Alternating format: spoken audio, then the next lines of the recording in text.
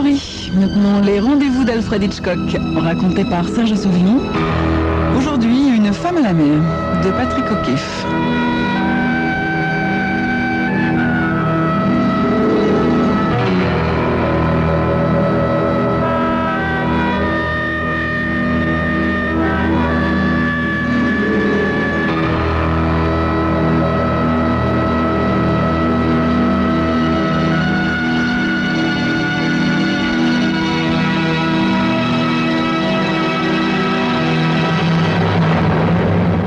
L'aube s'annonce sous la forme d'un gros disque rouge encore dissimulé par une traînée de nuages violets et une odeur de café réconfortante pour le capitaine Rennes quand il entre dans la timonerie.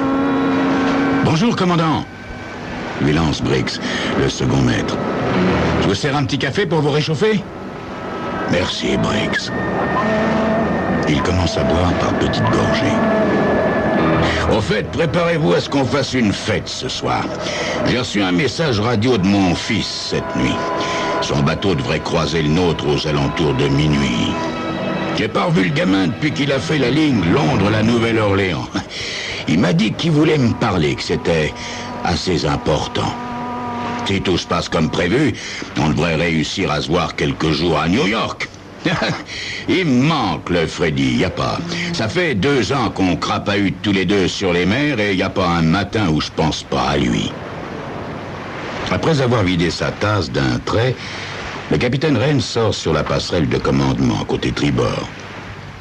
Le soleil levant métamorphose le gris plomb de l'eau en une nappe argentée.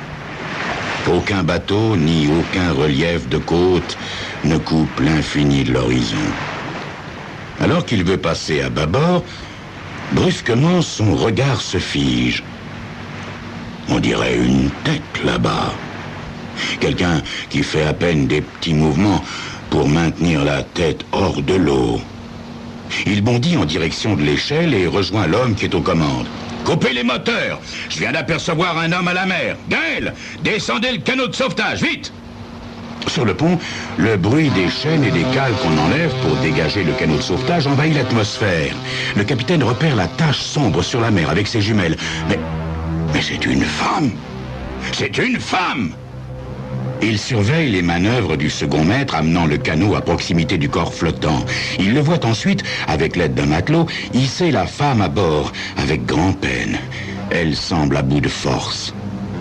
Comme l'embarcation se dirige maintenant vers le bateau, le capitaine appelle le chef Stewart pour qu'il prépare la cabine du pilote. Tout va très vite maintenant. La femme est hissée sur le pont, enveloppée dans une couverture, puis portée par 2 matelots jusqu'à la couchette. « Merci, les gars !» lance le capitaine. « Reprenez vos postes !» Il fait remettre le cap sur le nord-ouest et demande au second maître de le remplacer sur la passerelle. Yann, le chef Stewart, entreprend d'aider la jeune femme à ôter ses sous-vêtements mouillés. En effet, c'est tout ce qu'elle portait sur elle au moment où on l'a repêchée. À peine est-elle séchée avec les serviettes éponges et enfoncée dans les draps qu'elle sombre dans un profond sommeil. « Bien, laissons-la récupérer », finit par dire le capitaine. « Yann, vous veillerez sur elle jusqu'à ce qu'elle ait retrouvé assez de force pour parler. » Le capitaine Rennes va à la cabine radio. En l'apercevant, l'officier de service, Thunder, arrête d'envoyer les cliquetis des points et des traits du morse. « Pas reçu d'avis de recherche, Thunder ?» demande le capitaine.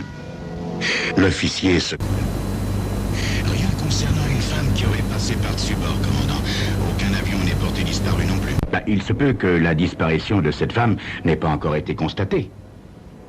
Le capitaine incline la tête, prend un formulaire et dit « Vous allez adresser un message à tous les bateaux qui sont dans le secteur pour leur signaler qu'une femme a été repêchée. » À midi, Thunder informe le capitaine. « J'ai transmis votre message à intervalles réguliers, commandant. 4 cargos ont accusé réception, mais aucun n'a embarqué de femme à bord. Pas un paquebot ne s'est signalé. Il y a quand même quelque chose de bizarre, commandant. L'officier radio du bateau de votre fils est un de ceux qui ont accusé réception. Eh ben, eux, c'est pas une femme qu'ils ont perdue, mais un de leurs marins. Il s'agirait d'un crime ou d'un accident, à moins que ce soit une plaisanterie. Le visage du capitaine Rain s'assombrit. Bah, c'est à souhaiter qu'il le retrouve avant que le bateau arrive à la Nouvelle-Orléans. Sans quoi, Freddy va être tenu à bord et Tintin pour les vacances. Une fois de plus. En fin d'après-midi, la jeune femme émerge de sa léthargie. Yann vient aussitôt en avertir le capitaine. Elle ne veut pas révéler son identité, commandant, ni raconter ce qui lui est arrivé. Elle m'a demandé le nom du bateau, et je lui ai répondu qu'il s'agit du Layton faisant route pour New York. Elle m'a demandé votre nom aussi, mais quand j'ai voulu qu'elle explique dans quelles circonstances elle était tombée à la mer, elle s'est enfermée dans un mutisme complet. Elle parle donc anglais? Ah oui, très bien, juste avec un petit accent étranger. Le capitaine Rain se rend au chevet de la rescapée. Ses longs cheveux blonds, maintenant qu'ils sont secs, encadrent un visage aux pommettes saillantes et font ressortir ses yeux bleu pâle que l'eau de mer a rougi. « Merci, Yann », dit-il au chef steward qui s'esquive discrètement. Rain sourit à la jeune femme et s'incline légèrement. « Je me présente, capitaine Rain. Vous vous sentez mieux que tout à l'heure, n'est-ce pas? »« Je me sens très bien, merci, commandant. » répond-elle d'une voix encore mal assurée. Son anglais est fluide, avec une pointe d'accent slave, lui semble-t-il. En tout cas, vous êtes une miraculée, parce que il faut avouer que pour vous repérer dans toute cette immensité, il fallait vraiment que le bon Dieu soit avec vous. Je vous dois la vie, commandant.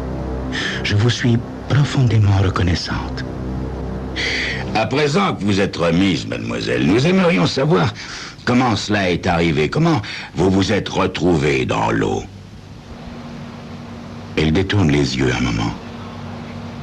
Je préférerais ne pas en parler, commandant. Bien, dans ce cas, vous pouvez peut-être me dire comment vous vous appelez et quel est le nom du bateau sur lequel vous vous trouviez. J'aimerais ne rien dire à ce sujet non plus, commandant. Rain la considère avec surprise. Vous ne tenez donc pas à ce que vos parents ou quelqu'un qui vous est proche soit informé que vous êtes saine et sauve? Cela n'a aucune importance, commandant. Ah, ça en a quand même une pour le commandant du navire sur lequel vous étiez, mademoiselle. Il a le droit de savoir que vous avez été repêché. Ne vous inquiétez pas. Ma disparition ne risque pas de le préoccuper. Ne cherchez pas à comprendre, commandant. Je tiens juste à garder le silence sur mon identité et les circonstances de cet accident. Enfin, vous devez bien vous douter que si ce n'est pas vous qui me le dites, je vais finir par obtenir ces renseignements par le commandant de l'autre navire, non? Elle demeure silencieuse. Le capitaine Rain la dévisage, l'air intrigué. Son attitude n'est ni hostile, ni provocante, mais troublée, voire effrayée. Très bien, mademoiselle. J'attendrai donc que ces renseignements me parviennent autrement. Je vous en prie, commandant, ne soyez pas fâché. Il ne faut pas m'en vouloir.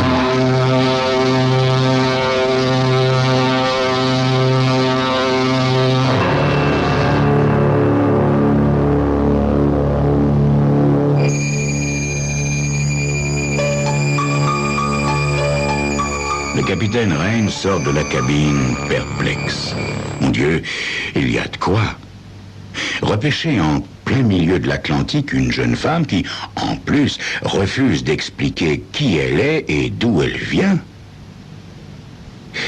Retrouvons le capitaine Rain dans quelques instants.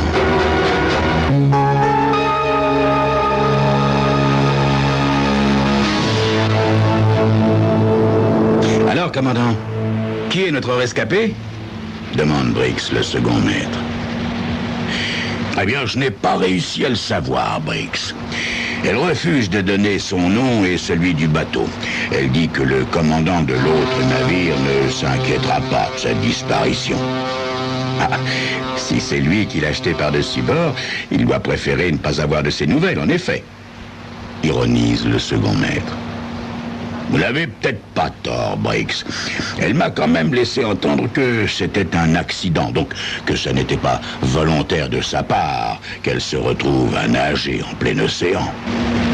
Le capitaine Rain va se renseigner sur les messages éventuels que d'autres bateaux auraient pu envoyer sur les ondes courtes. Mais l'officier radio n'a reçu pour l'instant aucun avis de recherche. Louche quand même cette affaire. Alors qu'il est, la disparition de cette femme aurait dû être signalée. Je vais faire envoyer un message aux armateurs du Layton pour les informer du repêchage de la jeune femme et de son refus à décliner son identité. À propos, pas d'informations non plus concernant le marin disparu? Non, rien de neuf, commandant.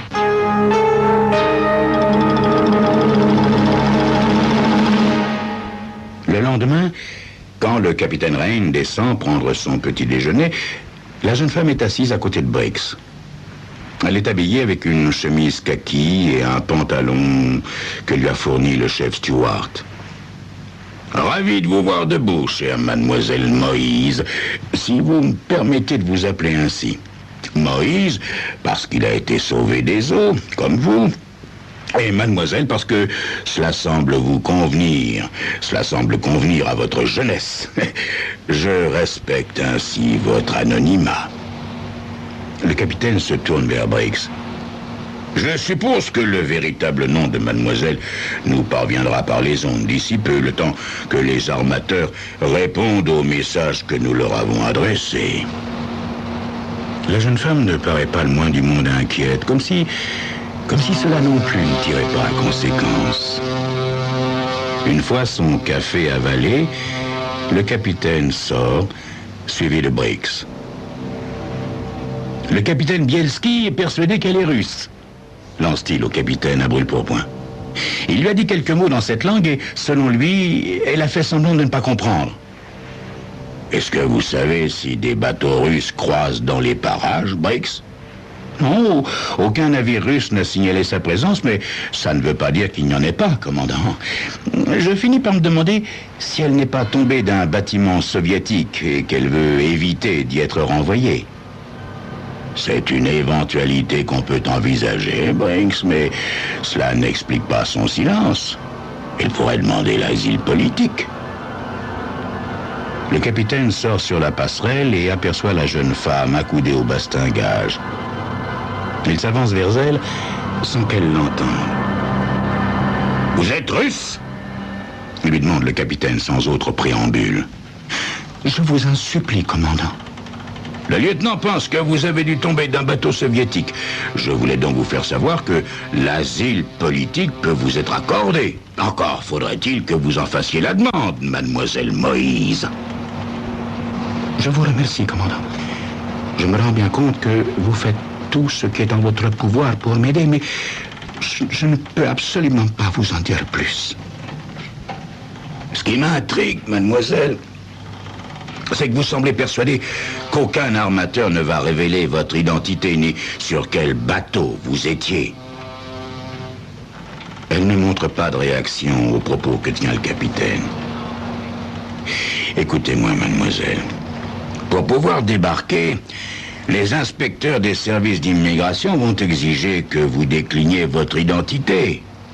Dans le cas contraire, vous serez contrainte de rester sur ce navire et vous serez considéré comme apatride jusqu'à ce qu'un pays accepte de vous accueillir. Mais cela peut prendre plusieurs mois. Vous serez prisonnière en quelque sorte sur ce bateau.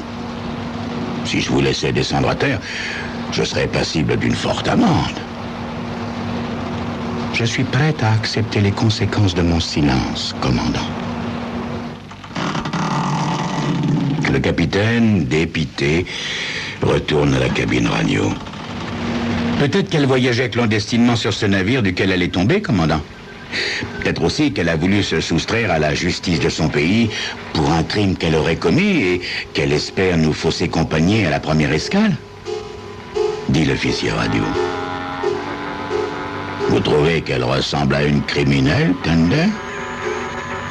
Elle ne semble pas avoir quelque chose à se reprocher.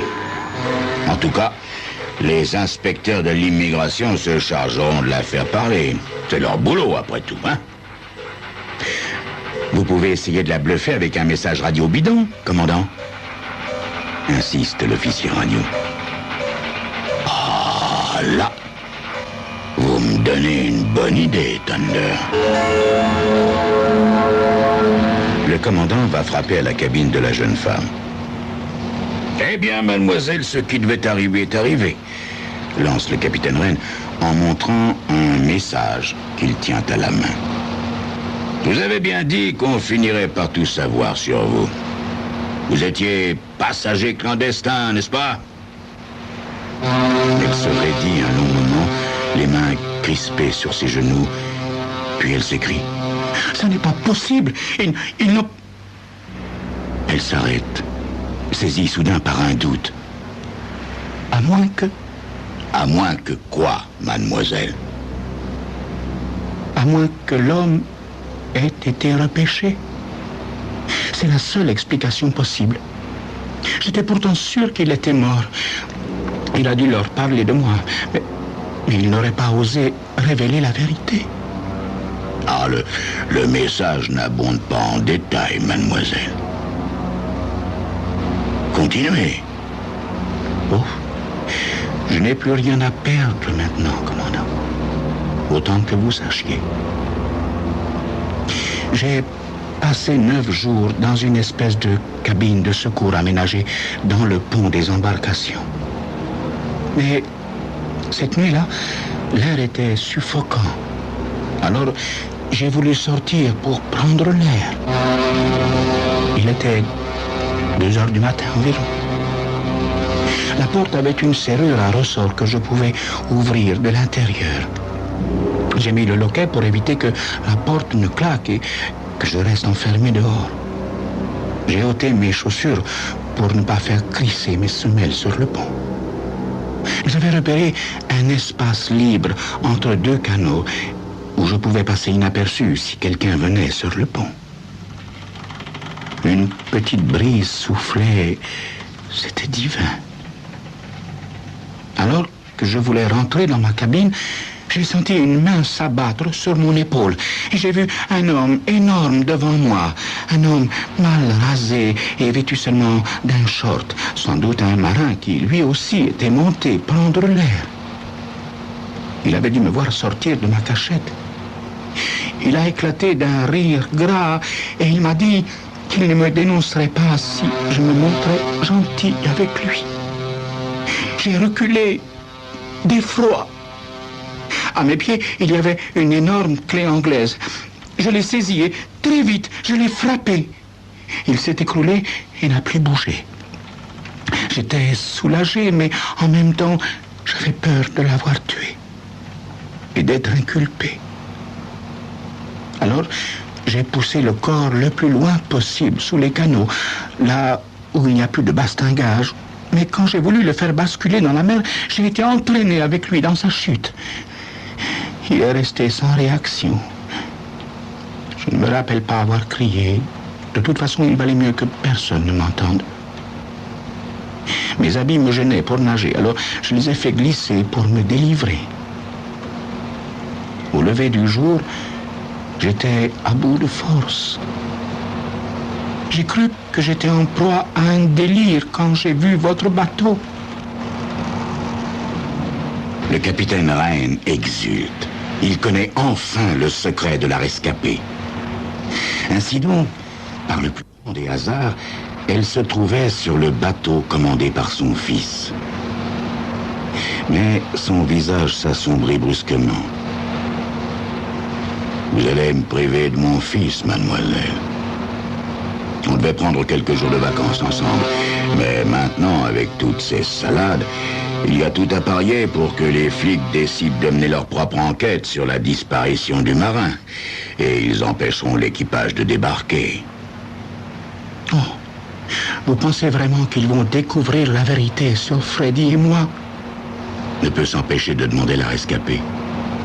Mais quelle erreur avons-nous commise? Les choses n'auraient jamais dû en arriver là. Le capitaine est muet de stupeur. Ainsi donc, sa présence à bord du bateau de son fils n'est pas due au hasard. Elle connaît Freddy. Je vais tout vous avouer, commandant. J'ai rencontré Freddy à Londres lors d'un défilé naval.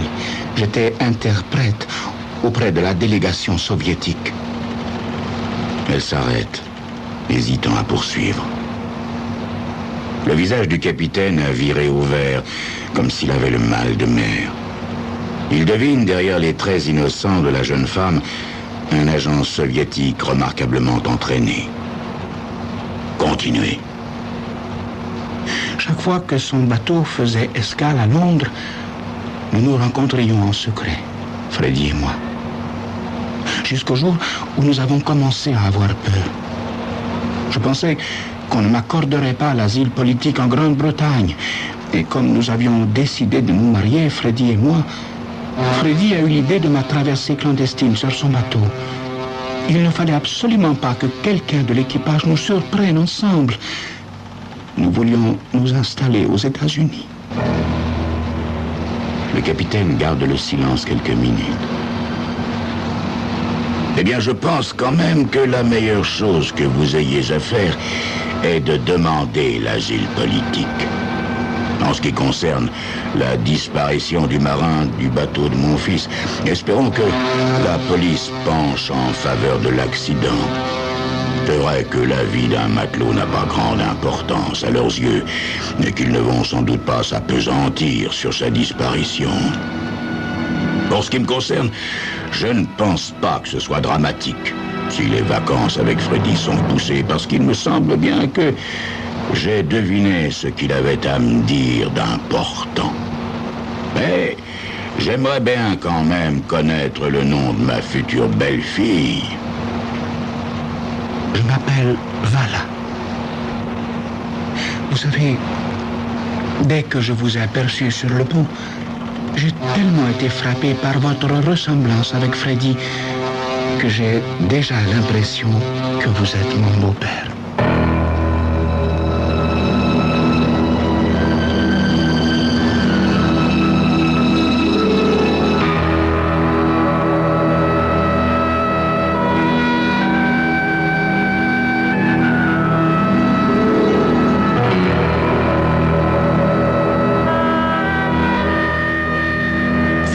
Story, les rendez-vous d'Alfred Hitchcock racontés par Serge Sauvion.